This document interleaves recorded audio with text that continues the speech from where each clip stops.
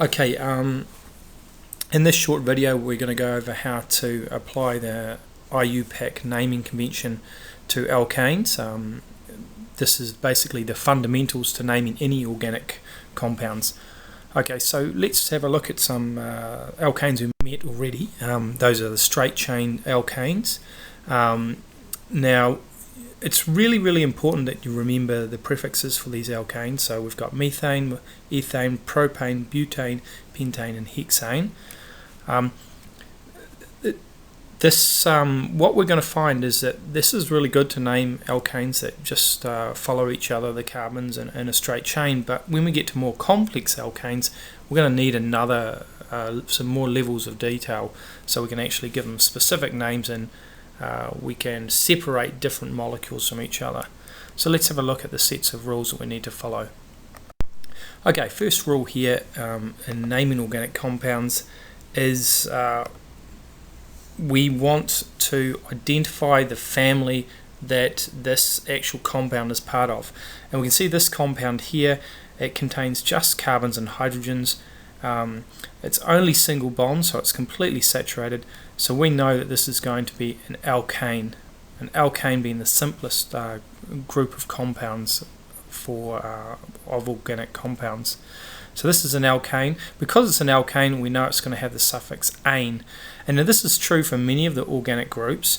So we have alkanes, the suffix is -ane, alkenes, the suffix is -ene, alcohols, the suffix is -ol, suffix being the end part of the name. So we know that this molecule, the end part of its name, is going to be ANE.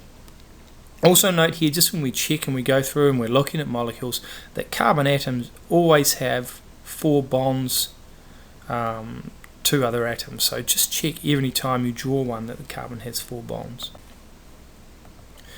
Okay, so what we want to do now is identify the longest continuous chain of carbon atoms as our second rule. Let me just put this molecule here.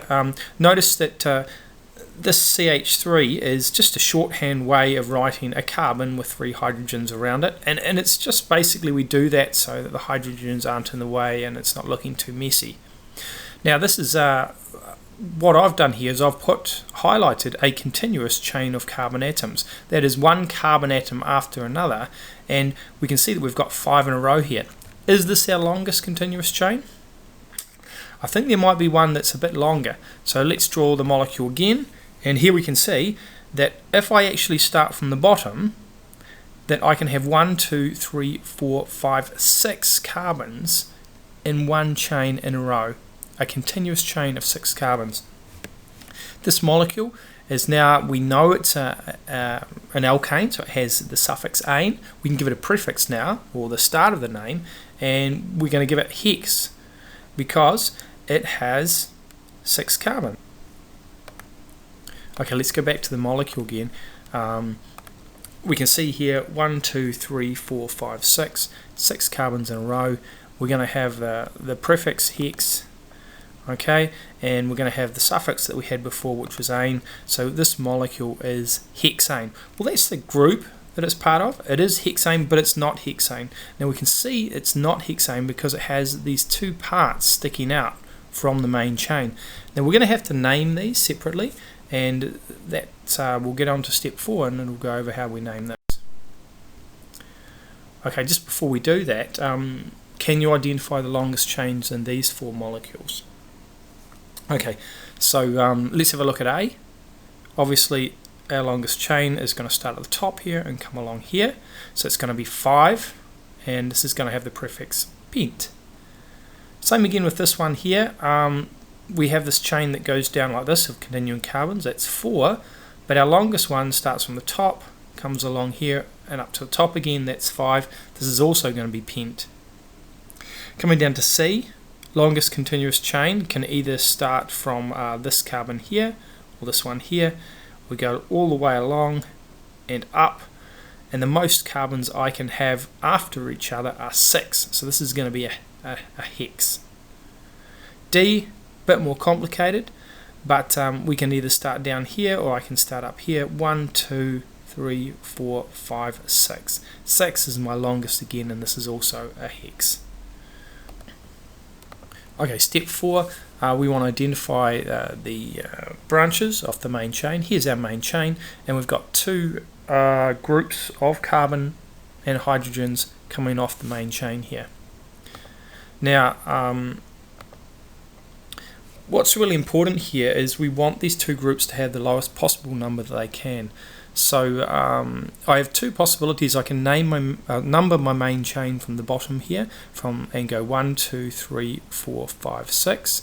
If I'd numbered it that way, this group here would have the number 3, and this group here would have the number 5.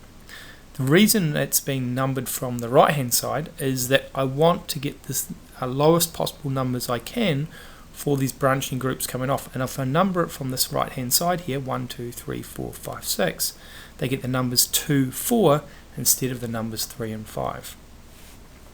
Now these actual groups have specific names depending on how many carbons are in the group that branched off. So this has one carbon in the group that was branched off, so it's called a methyl group.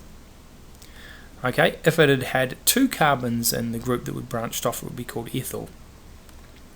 Our methyl groups can either be drawn expanded out like this, or they can be drawn condensed like this, similar for the ethyl groups.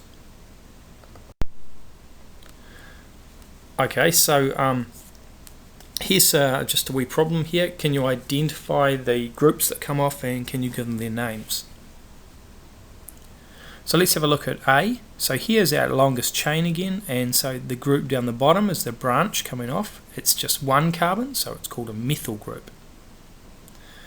B, again, we have this U-shaped main chain of 5 carbons. So we have this branch coming off here, CH3, and this is also called a methyl group. Now, our longest chain for C can be the one along the center here. So we've got this methyl group coming off the top and a methyl group coming off the bottom. And this group here with that contains 2 carbons is called an ethyl group, and it's branched off here. The last one here, if I do 6 carbons in my main chain. Okay, step 5. Let's have a look at how we actually put these names together. So here's our compound here. We're happy with our numbers. These are the lowest possible numbers. What we need to make sure is that each one of these branches that comes off needs to have an address on the main chain here, and so each one has to have its own specific number. What happens is these branches, these methyl groups, are placed before the name, okay, with the number preceding them. So let's have a look at this. Here we've got so 2 methyl and 4 methyl, but instead of writing 2 methyl, 4 methyl hexane, we actually shorten it here by putting 2, 4 dimethyl, where the di represents that there are 2 of the methyl groups. If I'd had 3 groups that were identical, coming off different numbers, I would have put tri, or 4 groups I would have put tetra. So let's have a look at these molecules here and see if we can name them. So this here, longest chain is 3 carbons. So it's an alkane, of course. The longest chain is 3 carbons, so it's going to be propane. It has this methyl group coming off the second carbon, so it's going to be 2-methyl propane. We can just shorten this to propane because the only place that a branch can come off of propane is off the second carbon. Okay, for B here, longest chain is this pentane, and we have this group, this branch coming off here, coming off the third carbon. So this is 3-ethyl pentane. Last one here, our longest chain is 1, 2, 3, 4, 5, 6, 7, or 1, 2, 3, 4, 5, 6, 7. 7 carbons, that's heptane. We have this methyl group coming off the second carbon, and this propyl group coming off the fourth carbon. So it's going to be 2-methyl, 4-propyl heptane for this last one. Thank you. I hope this short video has helped you with your naming.